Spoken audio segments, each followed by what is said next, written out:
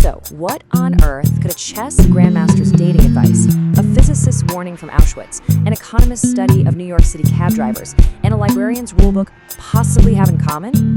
I know, it sounds like the setup to a really, really weird joke. But today, we're going to unravel the single powerful secret they all share. So let's start by meeting our guides.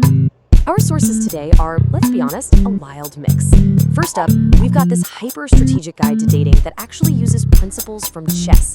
Then we have this incredibly powerful, almost haunting reflection on the nature of knowledge, born from one of the darkest chapters in human history. We also have a behavioral economics paper that found something just bizarre about how taxi drivers in New York decide when to call it a day. And finally, we have the Dewey Decimal Classification Manual, the library system, and its surprisingly specific rules for dealing with ambiguity. On the surface, these four things have absolutely nothing to do with each other. But hidden inside each and every one of them is a critical operating principle for navigating our messy, unpredictable world. So what is it? What's this big secret? Well, let's dig in and find out. To find the answer, we first have to understand the problem. And the problem, you could say the villain of our story today, is something we'll call the certainty trap. This brings us to our physicist, Dr. Jacob Bronowski. In his amazing 1973 documentary, The Ascent of Man, he stood at Auschwitz, a place where members of his own family had been murdered, and he delivered this profound warning. He argued that the absolute horror of the 20th century wasn't born from a lack of knowledge, but from an abundance of absolute monstrous certainty. And Bronowski makes this really crucial distinction here. Knowledge, he said, is humble. It's an adventure. It accepts that we might be wrong. Certainty, on the other hand, well, that's dogmatic. It's intolerant. It is the end of thought. It's a trap that makes us rigid and ultimately dangerous. And you know, this isn't just some big philosophical danger. Our dating guide calls out the exact same trap, but in the context of a first date. The moment you start thinking, oh, this is going great, or she's totally into me, you've stopped testing your assumptions. You've locked yourself into a story. You've traded a clear evaluation for the feeling of certainty. And that is exactly when you start to make mistakes. Okay, so if certainty is so dangerous, why are we so drawn to it? Why do we crave it so much? Well, the answer seems to lie in some pretty fundamental glitches in our brain's operating system. And a key glitch is something called loss aversion. Behavioral economists have shown time and time again that for our brains, losing $100 hurts about twice as much as gaining $100 feels good.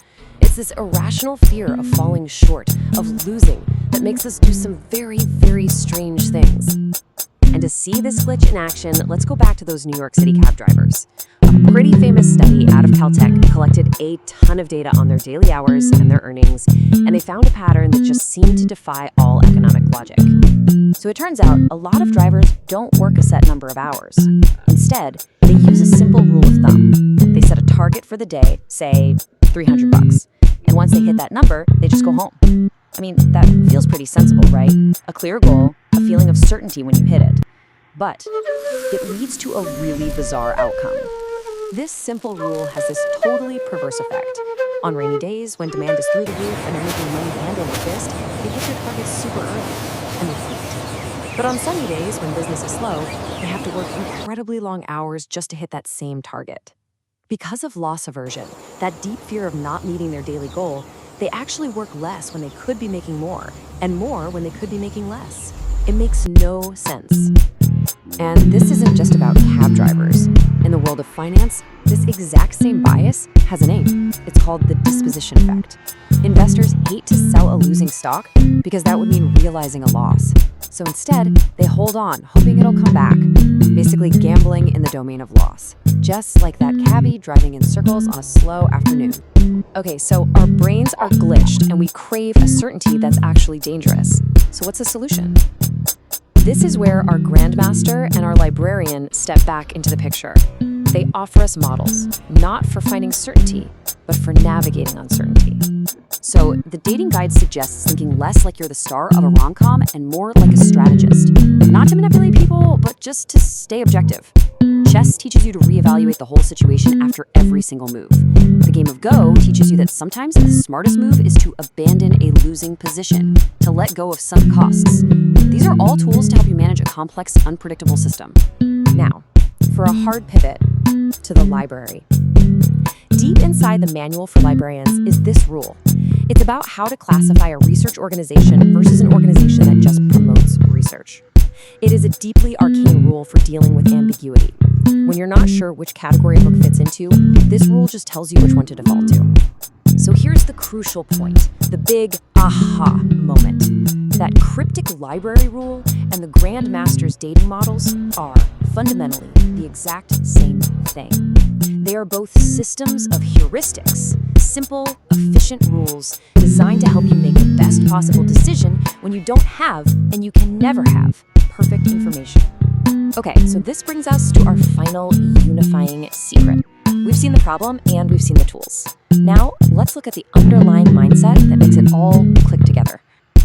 And here it is. The dating guide calls this the scientist's mantra.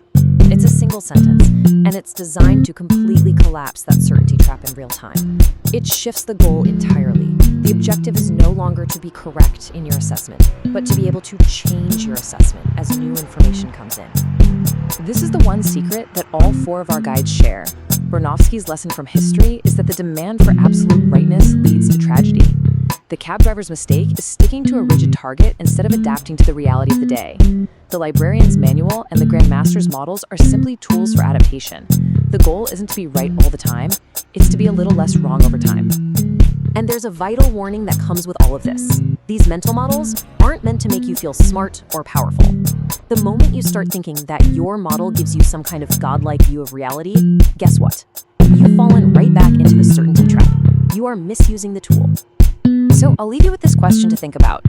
Whether it's in your career, your relationships, or maybe even your beliefs, where are you clinging to a fixed target or a comforting story? Where are you acting like that cab driver on a slow day, instead of like the scientist, ready to adapt to whatever comes next?